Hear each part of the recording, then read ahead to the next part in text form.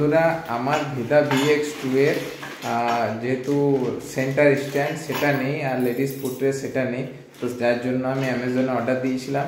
Right টাইমে এসছে, মানে যতদিন টাইম দেখেছিল সেই কদিনের মধ্যেই এসছে, তো আজকে দিয়ে গেল। আর যে অ্যামাজনে কাজ করে আমার একটা বন্ধু, সেই দিয়ে গেল। কৃষ্ণা ওটা আনবক্সিং করছে, কারণ এটা শোরুমেও অ্যাভেলেবেল নেই এখন, আর এটা কোনো আমাদের এখানে অন্য কোনো দোকানেও পাচ্ছি না, যার জন্য আমাকে অনলাইনে দিতে হলো। এই হচ্ছে লেডিস ফুটরেস্ট, এই যে দেখুন কোয়ালিটি মোটামুটি ভালোই, ব্ল্যাকের মধ্যে। তো আমার গাড়িটার কালার যেহেতু গ্রে ম্যাট কালার মতন, তো যার জন্য ব্ল্যাকটাই ঠিক আছে। আর এটা কম্বো সেট, তো কম্বো সেটের প্রাইসটা ঠিক আছে, কারণ সিঙ্গেলে এটা ফ্লিপকার্টে 1200 টাকা দাম দেখাচ্ছিল, তো একসাথে দুটো পেয়ে গেলাম 1600 টাকার মধ্যে, ঠিকই আছে। এরা কত বাচ্চা দেখুন, মানে কৃষ্ণা আর উমা তো বাচ্চা, ও বাচ্চা, তো কি করে দেখবে এই যে জিনিসটা, এটা আমার ফুটোতে খুব ভালো লাগে। ছোট বাচ্চাদের মতন ওর এটা ফুটোতে খুব ভালো লাগে, যে কোনো জিনিসে এই জিনিসটা এলেই সেটাকে ও ফুটাবে।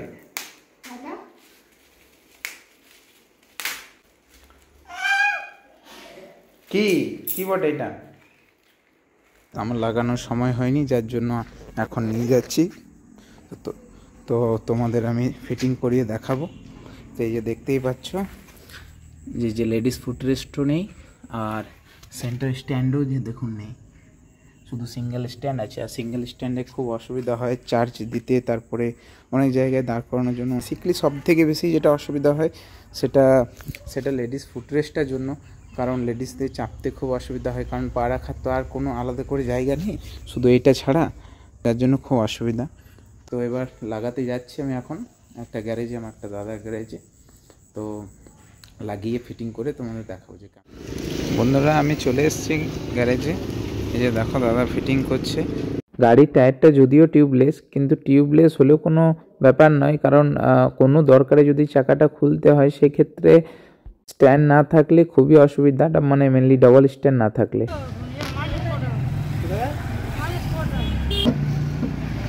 ফার্স্ট অ্যাটেম্পে এটা লাগলো না, সেকেন্ড ট্রাইয়ে লেগে গেছে। লেডিস ফুটরেস্ট ছিল না বলে কৃষ্ণা আমার সাথে প্রায়ই দিন চেঁচামেচি করতো যে গাড়িতে স্ট্যান্ড কেন নেই, কারণ পাটা রাখারও জায়গা ছিল না, পাটা ঝুলিয়ে দুলিয়ে যেতে হতো, খুবই অসুবিধা হতো। তো ফাইনালি আমার দুটোই লাগানো হয়ে গেছে, আমি তোমাদের খুলে দেখাচ্ছি যে কেমন হয়েছে বলবে। গাড়িটা খালি খালি লাগছিল, এবার ঠিক আছে, দূর থেকেও তোমাদের দেখাচ্ছি। 100 কিলোমিটারের রেস দেয়, তো সত্যি 100 কিলোমিটারই দেয়, কিন্তু কোম্পানি বলে যে 20%-এর পর, মানে যখন 20% থেকে যাবে চার্জ, তখন যেন চার্জ দেওয়া হয়, তাহলে কী হয় ব্যাটারিটা অনেক দিন পর্যন্ত মানে টেকসই হয়। তো যার জন্য এই যে দেখুন এখন আর 100 কিলোমিটারই রেঞ্জ দেখাচ্ছে ইকো মোডে। আর এটার 3টে মোড আছে, এই যে এখান থেকে মোড চেঞ্জ করা হয়।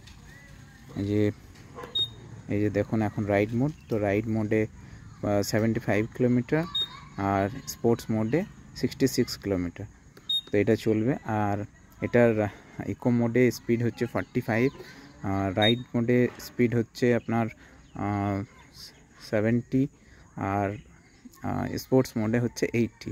তো এটা 3 রকম চলে। আর এটা হচ্ছে হ্যাজার্ড লাইট, তো এটা পার্কিং মোড, ওপর দিকে প্রথমে স্টার্ট করতে হয়, তারপরে ওপর দিকে ওঠালে গাড়িটার এক্সেলেটারটা ফ্রন্টে ঘোরালে গাড়িটা পেছন দিকে যায়। বন্ধুরা তোমরা হয়তো বলতে পারো যে এত হঠাৎ এতদিন পর আমি গাড়িটার কেন ভালো খারাপটা বলছি, তো তার কারণই হচ্ছে একটা, যে আমি আজকে 1000 কিলোমিটার চালানোর পর তোমাদের বলছি, তার কারণ আমি তো আমার একটা চয়েস করে পরে গাড়িটা নিয়েছি, কিন্তু তোমরা যাতে না ঠকো, বা তোমরা যাতে গাড়িটার সম্বন্ধে বোঝো যে ভালো না খারাপ, তো যার জন্য আমি 1000 কিলোমিটার চালানোর পর এটার একটা ছোট্ট মতন রিভিউ মতন দিলাম। আর গাড়িটা সত্যি চালাতে খুব ভালো, তো এই দুটোর একটু কমই ছিল, তো এই দুটো জিনিস আমি লাগিয়ে দিলাম, তো এখন ফুল স্যাটিসফাইড। আর গাড়িটার মোটর হচ্ছে 3 বছর গ্যারেন্টি, ব্যাটারিও 3 বছর গ্যারেন্টি, কিন্তু আমি আরও 4000 টাকা এক্সটেন্ড করে আরও 2 বছরের জন্য আমি করিয়ে নিয়েছি। উমা এখন কত সুন্দর করে ঘুমাচ্ছে একদম আরামে। আজকের ব্লগটা এখানেই শেষ করছি, তোমরা ভালো থেকো, সুস্থ থেকো, ধন্যবাদ।